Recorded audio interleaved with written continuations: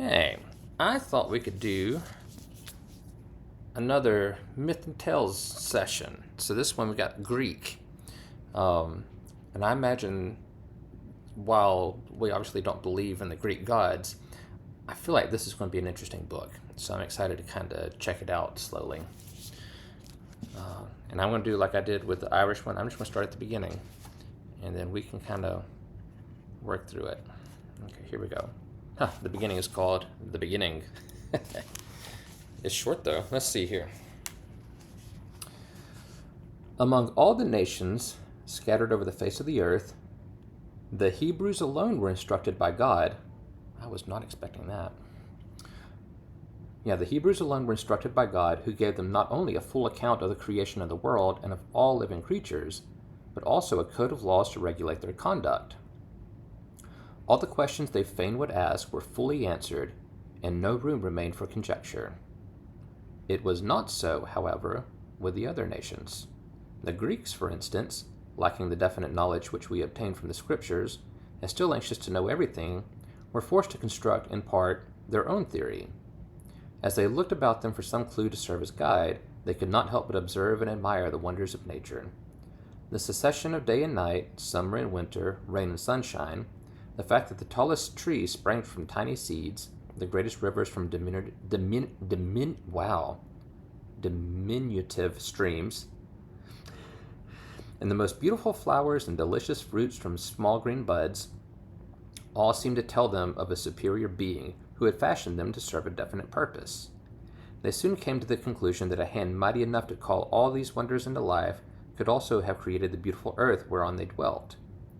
These thoughts gave rise to others, suppositions became certainties, and soon the following myth or fable was evolved to be handed down from generation to generation. That's interesting. That kind of goes into the idea that a lot of ancient peoples thought that gods were kind of for specific geographic areas. So this sounds like they thought the god of the Hebrews was only for that region that the Hebrews lived in, but it sounds like they believed that God existed and just did a much better job than any other god at explaining everything. That's interesting. It is to me, at least. Okay. So they said, well, the Hebrews have their answers, but we had to come up with ours. It took a little more effort. So let's see what they've got. I have heard that a lot of early creation stories borrowed from each other, so we may see some stories that kind of sound similar to Christian stories. We'll see. So this next one is Chaos and Nyx, and Nyx is N-Y-X. You can see up there at the top. Ooh, right there. Chaos and Nyx, which I assume is kind of like nothingness or void. We'll see.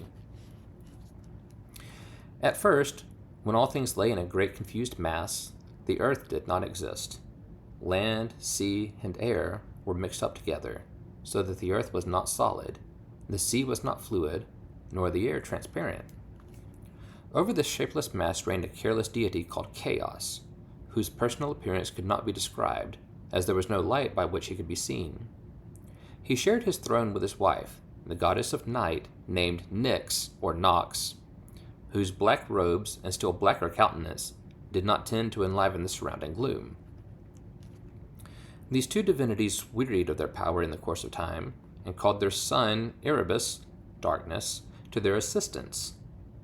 His first act was to dethrone and supplant Chaos, and then, thinking he would be happier with a helpmeet. I assume that's supposed to be helpmate. It says helpmeet. With a helpmeet. With a helpmate, I feel like.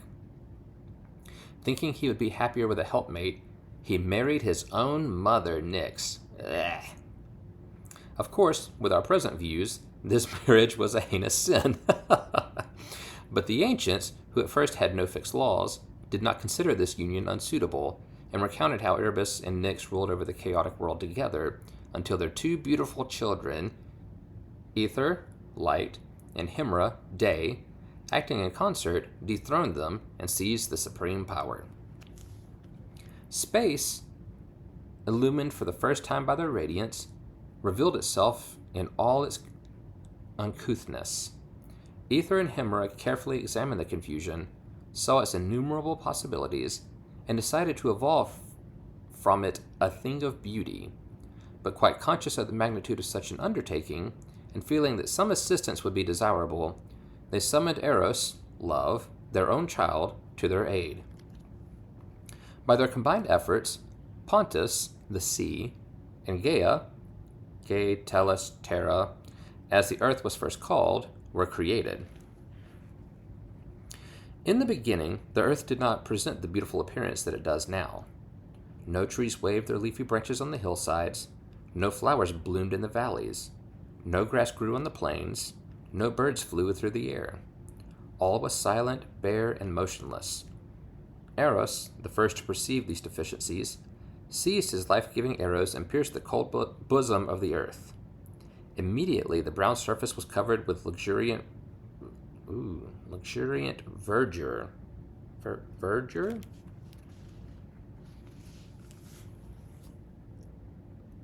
There it is. Luxuriant verdure. I don't know that word. I don't even know if I'm saying it right. Let me give it a shot. Hey Google, what does verdure mean? Here's the definition of verdure: lush green vegetation. Lush green vegetation. And that is how you say it, verdure. Okay, so immediately the brown surface was covered with luxuriant verdure. Birds of many colors flitted through the foliage of the newborn forest trees. Animals of all kinds gamboled over the grassy plains, and swift darting fishes swam in the limpid streams. All was now life, joy, and motion. Gaia, roused from her apathy, admired all that had already been. Let me try that sentence again. And if you remember, Gaia is the word for earth, the name for earth. Gaia, roused from her apathy, admired all that had already been done for her embellishment, and, resolving to crown and complete the work so well begun, created Uranus, heaven. And this next story is the egg myth. This version of the creation of the world, although but one of the many current with the Greeks and Romans, was the one most generally adopted, but another, also very popular, stated that the first divinities, Erebus and Nyx, produced a gigantic egg from which Eros, the god of love, emerged to create the earth. The earth thus created was supposed by the ancients to be a disk instead of a sphere, as science has proved. The Greeks fancied that their country occupied a central position and that Mount Olympus, a very high mountain, the mythical abode of their gods, was placed in the exact center. Their earth was divided into two equal parts by Pontus, the sea, equivalent to our Mediterranean and Black Seas, and all around it flowed the great river Oceanus in a steady, equable current, undisturbed by storm, from which the sea and all the rivers were supposed to derive their waters. The Greeks also imagined that the portion of the earth directly north of their country was inhabited by a fortunate race of men, the Hyperboreans, who dwelt in continual bliss and enjoyed a never-ending springtide. Their homes were said to be inaccessible by land or by sea. They were exempt from disease, old age, and death, and were so virtuous that the gods frequently visited them, and even condescended to share their feast and games. A people thus favored could not fail to be happy, and many were the songs in praise of their sunny land. South of Greece, also near the great river Oceanus, dwelt another nation just as happy and virtuous as the Hyperboreans, the Ethiopians. They too often enjoyed the company of the gods, who shared their innocent pleasures with great delight. And far away, on the shore of this same marvelous river, according to some mythologists, were the beautiful Isles of the Blessed, where mortals who had led virtuous lives and had thus found favor in the sight of the gods were transported without tasting of death, and where they enjoyed an eternity of bliss. These islands had sun, moon, and stars of their own, and were never visited by the cold wintry winds that swept down from the north. Wow, that's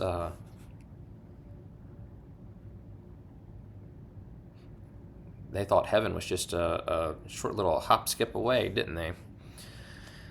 All right, we might. Yeah, let's do one more. We'll read about the Titans, and then next time we pick up Greek, then we'll read about the birth of Zeus. But yeah, this last one is the Titans. Chaos, Erebus, and Nyx were deprived of their power by Aether and Hemera, who did not long enjoy the possession of the scepter, for Uranus and Gaia, more powerful than their progenitors, soon forced them to depart and began to reign in their stead.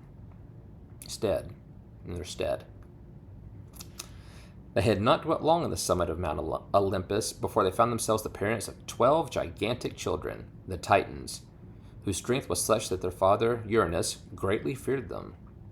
To prevent their ever making use of it against him, he seized them immediately after their birth, hurled them down into a dark abyss called Tartarus, and there chained them fast. This chasm was situated far under the earth, and Uranus knew that his 6 sons, Oceanus, Coeus, Creus, Hyperion,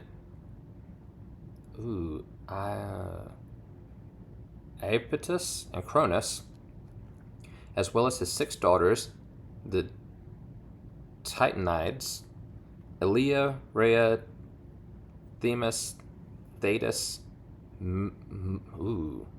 Mnemosyne, and Phoebe, could not easily escape from its cavernous depths. The Titans did not long remain sole occupants of Tartarus, for one day the brazen doors were again thrown wide open to admit the Cyclops, Brontus, thunder, Stirrups, lightning, and Argus, sheet lightning. What is sheet lightning? 3 later-born children of Uranus and Gaia, who helped the Titans to make the darkness hideous with their incessant clamor for freedom. In due time, their number was increased by the 3 terrible Centimani, hundred-handed, Caudus, Briareus, and Gaius, who were sent thither by Uranus to share their fate. These names are hard. Greatly dissatisfied with the treatment of her her children had received at their father's hands, Gaia, Earth, Gaia remonstrated, but all in vain. Uranus would not grant her request to set the giants free, and whenever their muffled cries reached his ear, he trembled for his own safety. Angry beyond all expression, Gaia swore revenge and descended into Tartarus, where she urged the Titans to conspire against their father and attempt to wrest the scepter from his grasp. All listened attentively to the words of sedition, but none were courageous enough to carry out her plans, except Cronus, the youngest of the Titans, more familiarly known as Saturn or Time, who found confinement in chains peculiarly galling, and who hated his father for his cruelty. Gaia finally induced him to lay violent hands upon his sire, and after releasing him from his bonds, gave him a scythe, and bade him be of good cheer and return victorious. Thus armed and admonished, Cronus set forth, came upon his father unawares, defeated him, thanks to his extraordinary weapon, and after binding him fast, took possession of the vacant throne, intending to rule the universe forever. Enraged at this insult, Uranus cursed his son, and prophesied that a day would come when he too would be supplanted by his children, and would suffer just punishment for his rebellion. Cronus paid no heed to his father's imprecations, but calmly proceeded to release the Titans, his brothers and sisters, who, in their joy and gratitude to escape the dismal realm of Tartarus, expressed their willingness to be ruled by him. Their satisfaction was complete, however, when he chose his own sister, Rhea, Sybil, apparently alternate names for Rhea, or Ray, I guess, Rhea, Ray. So, he chose his own sister Ray for his consort, and assigned to each of the others some portion of the world to govern at will. To Oceanus and Thetis, for example, he gave charge over the ocean and all the rivers upon earth, while to Hyperion and Phoebe he entrusted the direction of the sun and moon, which the ancients supposed were daily driven across the sky in brilliant golden chariots.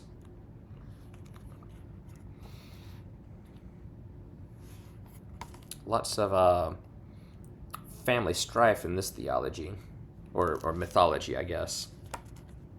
All right, we'll end it there, and we won't do Greek next. I want to kind of jump around and check out the different cultures, but next time we do Greek, we'll be at the birth of Zeus. Anyway, thank you for listening with me. I'm enjoying going through these, and I will talk to you later. Bye.